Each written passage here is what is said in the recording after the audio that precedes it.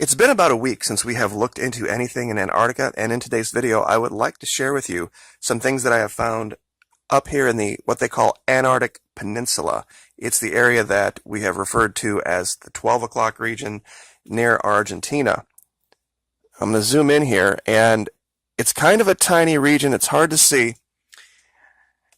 On the British topographical map here, it makes kind of an S, and after the first curve right here, there is a little spit of land that comes out, and there's a bay it creates right here. This is where I have found these structures. Now over here at Google Earth Pro, you have to be in the 2012 historical layer. For some reason, and I don't know why, there are a lot more high-resolution images in that year than in others. Also, it's going to be very important to find these and see them properly that you change the aspect of your camera. Now over here, once you download Google Earth Pro, you will see these two discs in the upper right. The top one, if you click and hold the top arrow, it changes the angle of the camera and it moves it up toward the horizon like this. Then what you can do is you can zoom in as if you were coming in like landing a plane, has been the analogy that I've used. Now in the region, overall what we see is a lot of artificial structures out in the water. We see an artificial port here, we see what looks like another one here, and of course this 90-degree angle that really just doesn't occur naturally. I'm sure most of you are familiar with that. But it's this particular small mountain range right here that we're going to be looking at. There's about 11 different locations. Now the first thing right off the bat that caught my eye was this. These shadows. This over here, that's a pretty steep mountain, but you could make the argument, okay, that's a mountain. Over here, this looks like the Washington Monument. This does not look natural. This looks like some type of an obelisk that, whatever it is, has been scrubbed or covered. They are very good at this. They just forgot about the shadows, because I don't think they thought anyone was going to be using all three of these tools simultaneously, using high resolution, time, and aspect to find things. And they might not even know it's there. Now over here, I labeled this the best as I could, because when you look at it, there's really no other clear explanation for it, and you've got to get in real close to see this. We have clearly what looks like a doorway outlined in light, and what looks like some type of a human-ish type figure next to it. And this is all on the shadow side of the mountain. So why this would be showing up in light, I do not know in this image. And it's very, very hard to see unless you zoom in really close. But once you do, you see it and you can't unsee it. Even from this distance. Unfortunately, I put the pin too close and my writing label covers it and obscures it. I wish I would have moved it, but it's very clear what that is. And over here, I don't know how you would explain this with any type of natural occurrence. This is clearly an artificially made platform and what looks like a passageway down underneath. I mean, this is just too perfect. The shape of it. There's no way nature would have just created something like this with that perfectly round diving board, a tongue depressor type shape. I'm sure you guys can probably think of a lot better descriptions than that, but those are the first two things that come to mind.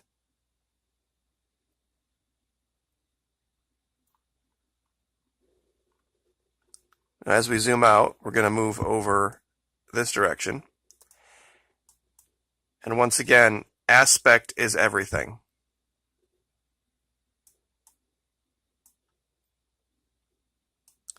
On this side, and we're going to basically just be moving clockwise around this, what's basically looks like 2 or 3 mountains. On this side, there is, and this is the shadow side of the mountain. That's what makes this so suspicious. There is clearly an artificial light source from here, coming out this direction.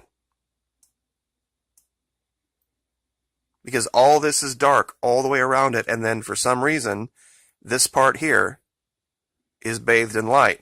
And you can see over here, you know, this is the natural light. This looks very, very different. And like I said, I'll give you all of these locations. You can go to Google Earth Pro for yourself, and you can look at this stuff for yourself. I haven't photoshopped anything. I haven't artificially created anything. You can find this stuff for yourself. It's all there. There's also, as we move around here, you're going to see this, what looks like gold or copper coming through the snow. I can't tell which.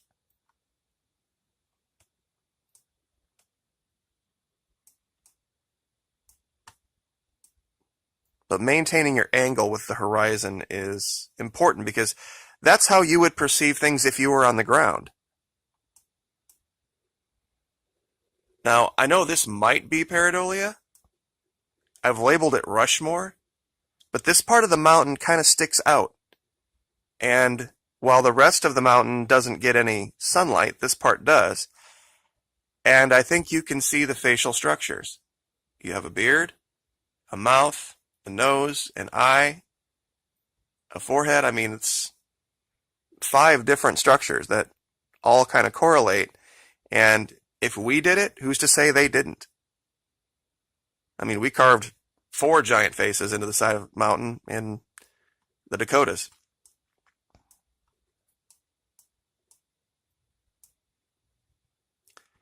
But we're going to try to maintain aspect here as we go around. And,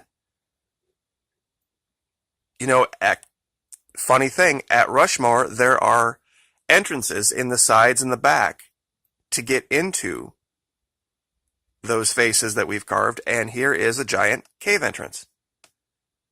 So this just might be evidence for that. That there was something going on in here where they were able to carve this. Maybe up here there's something that's still hidden in shadow we haven't seen. And once again, more of this what looks like gold and ruby, and there's something purple over here. Now, I had made the analogy in another video talking about dogs and when they dig under a fence, what a pitch field looks like. And we have another one of those here. Just out of nowhere, we can see this massive pitch field and another one of these tower-shaped, out-of-place shadows that just doesn't look natural, doesn't look like that would be something you would see, and you don't see any evidence for a structure to correlate with it.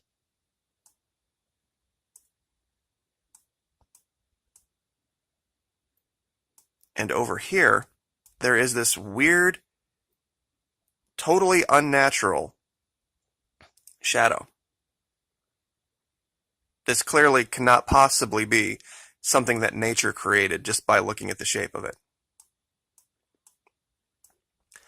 And we have an entrance near this that is, we can see a 90-degree angle for. And we know those don't occur in nature. So any one of these events right here that I've just described by itself probably isn't evidence of anything. But when you look at all 4 of them together as a whole, it's definitely evidence of something.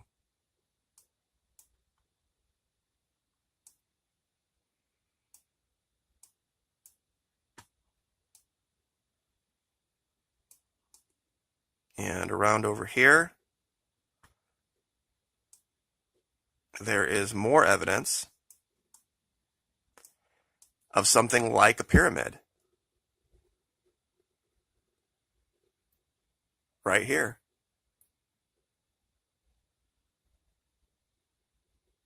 And more of this, whether it's copper, whether it's gold, whatever it is, I'm not sure, but it's coming through the snow and the camera is picking it up. The satellite camera, that is.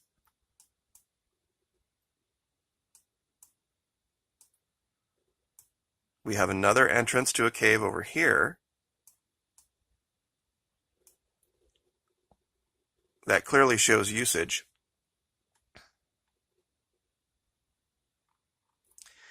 And I think we might have, let's see, two more things. Another underground artificial light source. Let me get the camera right.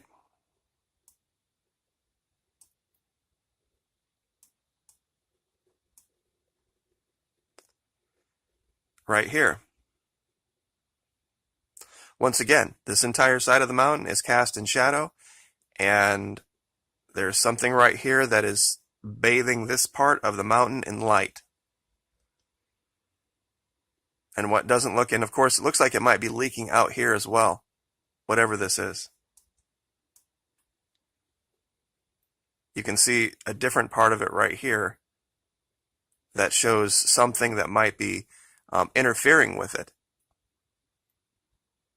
That shows clearly the light source is not the sun. It's not coming from the things that are causing this shadow. And I think the last thing we have here is these entrances. What look like what might be three. One here, here, and up here. The way this is carved out, and when you put it in context of everything else just in this very tiny area, I think we can see evidence that there is life. There is something going on here, and it doesn't look like modern man, because we've seen modern man operate in Antarctica. We've seen the buildings, we've seen the trails. This is very, very different. So anyway, we're at 12.5 minutes. That's usually about as long as I like to go. But like I said, I will put all of the coordinates down in the description. Google Earth Pro 2012. Make sure your aspect layer is right, and you'll be able to see this for yourself. Have a great weekend. Like, share, subscribe, and we'll see you next time.